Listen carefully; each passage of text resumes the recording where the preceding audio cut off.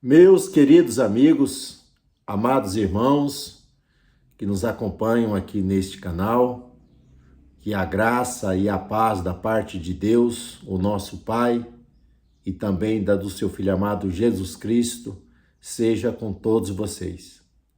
Hoje nós vamos trazer aqui o resumo da lição de número 6, que tem o título O Filho como o Verbo de Deus. Essa expressão Verbo de Deus, ela vem do Evangelho de João, capítulo 1, o verso 1 ao 5 diz: No princípio era o Verbo estava com Deus e o Verbo era Deus. Ele estava no princípio com Deus. Todas as coisas foram feitas por ele e sem ele nada do que foi feito se fez. Nele estava a vida, e a vida era a luz dos homens. E a luz resplandeceu nas trevas, e as trevas não a compreenderam. Versículo 14. E o Verbo se fez carne e habitou entre nós, e vimos a sua glória, como a glória do unigênito do Pai, cheio de graça e de verdade. Então, o Evangelho de João, ele foi escrito cerca de 20 anos depois que os demais evangelhos, Mateus, Marcos e Lucas, chamado de sinóticos, já circulavam pelas igrejas, já tinham conhecimento desses evangelhos. Porém, João vai escrever por cerca do ano 90 depois de Cristo, onde a mistura do judaísmo com o helenismo grego, essa mistura de cultura aonde o evangelho vai chegar, porque a igreja ela será composta de judeus e gentios, vão surgir algumas heresias, principalmente por um grupo chamado gnóstico, que tem várias heresias relacionadas a esse pensamento gnóstico, relacionado à pessoa bendita de Jesus Cristo. E uma dessas heresias era que Jesus não poderia ter revestido de um corpo humano como o nosso, porque a matéria, ela é má. O outro grupo também defendia que a matéria, ela é autoexistente. Logo, Jesus não tinha um corpo semelhante ao nosso. Havia o quê? Somente uma aparência. E terceiro, ele era um ser criado e não era como Deus. Então, dentro desse contexto, João vai escrever o seu evangelho usando o quê? Uma linguagem compreensível tanto para judeu como para os gentios, trazendo uma defesa e uma exposição da divindade de Cristo. Que Cristo é eterno, ele é criador e ele é sustentador de todas as coisas. E se encarnou para trazer aos homens a revelação do Pai e levar os homens a uma comunhão com o Deus eterno. Então, João, ele vai usar uma linguagem já conhecida dentro do mundo judaico e também dentro da cultura grega. João, ele vai trazer o verbo pré-existente, onde ele diz: no princípio era o verbo, e o verbo estava com Deus, e o verbo era Deus. Então João traz uma conexão, tanto com o judaísmo, como para os gregos, no caso os gentios e os demais povos que não pertenciam à comunidade judaica. Então ele começa no princípio, já trabalhando com a comunidade judaica que entendia que no princípio Deus, ele criou todas as coisas, que ele está além do tempo, que ele é eterno. E João traz essa mesma expressão para os seus ouvintes, no princípio, ligando que a narrativa de João 1 com Gênesis 1, aonde revela ali a soberania, o poderio, a eternidade do Pai, mostrando que no princípio Jesus já se encontrava lá. Ele não teve um início, porque nele está o princípio de todas as coisas, que ele é eterno e pré-existente, assim como o Pai. E João vai trazer uma linguagem, né, o logos, que é uma palavra grega que significa, tem alguns significados, né, como palavra, como razão, como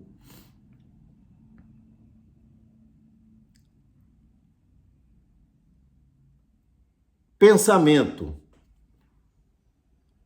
Essa palavra logos, ela surge já por cerca do ano 570 a.C. Heráclito, um filósofo grego, ele usa essa palavra logos para dizer que no princípio há um poder que organizou e que criou e governa universos. Então, logos, já dentro dessa definição do ano 570 a.C., vai trazer a ideia de um princípio de todas as coisas, que o logos é o princípio de todas as coisas, né? A ideia de palavra vai surgir com Sócrates, por cerca do ano 470 ao ano 390, Sócrates vai trazer o que? O significado, né, de logos para palavra, para discurso. E esse significado do logos vai surgir entre os filósofos, os estoicos, já ali entre o ano 200 a.C., vai chegar até ali os dias do apóstolo Paulo. Eles trazem a ideia, né, de que o logos, além de significar a palavra, significa também o quê? A razão, a compreensão. Então, dentro dessa filosofia, desse entendimento, nós vamos ver que João identifica, né, Cristo como o logos, aquele que é o princípio, trabalhando para a comunidade grega, dizendo que ele é o organizador e ele é o sustentador de todas as coisas.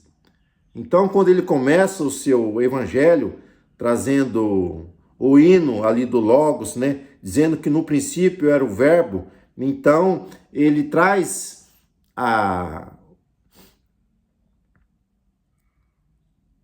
os seus ouvintes a entenderem que o verbo, ele é autoexistente, ele é pré-existente, ele é eterno e que ele é o criador e sustentador de todas as coisas. E ele vai trabalhar, no princípio era o verbo, e o verbo estava com Deus. Então ele vai trabalhar essa relação do Verbo, né? Além dele ser o Criador, o organizador de todas as coisas, ele se comunicava e ele tinha essa comunhão com o Pai. No princípio era o Verbo e o Verbo estava com Deus. Então nós vamos ver que ele traz aqui, né, duas pessoas em uma unidade, ao Pai e ao Filho. Então há um Deus, mas há o Pai e ao Filho. E o Filho tem a mesma essência do Pai, é o que nós vamos entender na sequência.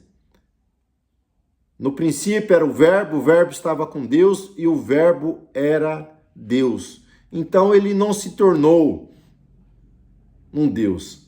Ele já pré-existia e ele já era a Deus, com a mesma essência do Pai, da mesma natureza com o Pai. Então, ele trabalha com essa explicação já provando, né, que o Verbo, ele é eterno, ele é da mesma essência, da mesma natureza com o Pai, porque ele já estava com o Pai. No versículo 3 ele vai dizer: todas as coisas foram feitas por ele, e sem ele nada do que foi feito se fez. Então ele identifica aqui Jesus como o Criador e sustentador do universo. Para um grupo dos gnósticos, dizia que a matéria ela é autoexistente, mas João prova que não. Porque todas as coisas foram feitas por ele, então passaram a existir. Então ele vai trabalhar com a mesma terminologia lá do Gênesis, né? Bereshit, Elohim, Bará. No princípio, Deus criou. Bará criou do nada, veio a trazer à existência aquilo que não existia. Então nós vemos a participação ativa do Filho ali na criação, porque o Pai, ele planejou o que é a criação, e o Filho é aquele que executa. E o Espírito Santo é que vai dar o quê? O adorno, né, da criação. E João vai continuar dizendo, no versículo 4, nele estava a vida, e a vida era a luz dos homens. E a luz resplandeceu nas trevas, e as trevas não compreenderam. Então, a vida, ela encontra-se em Jesus. Jesus é o doador da vida. Ele mesmo se diz: eu sou o caminho, a verdade e a vida. A vida está nele. Então, não existe vida espiritual e física se não for doada e manifestada pela fonte da vida, que é o próprio Senhor Jesus Cristo. Então, tanto vida espiritual como vida eterna vem de Jesus.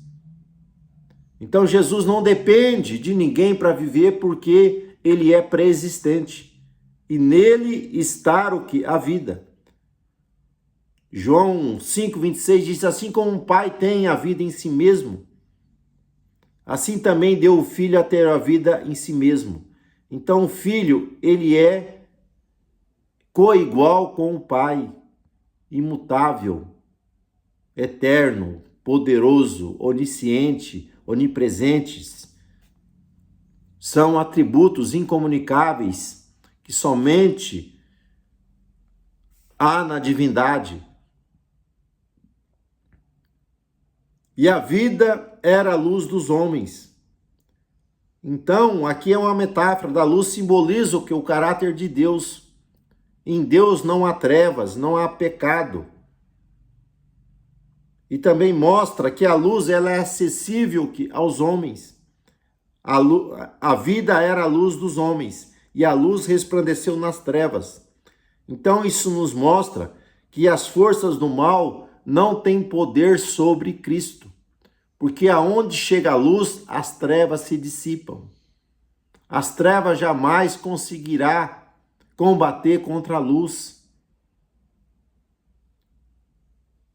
Então ele não é apenas, ele possui a luz, mas ele é a própria luz, a luz da vida. Lá no Salmo 36:9 vai dizer isso. Vida e luz, elas estão juntas.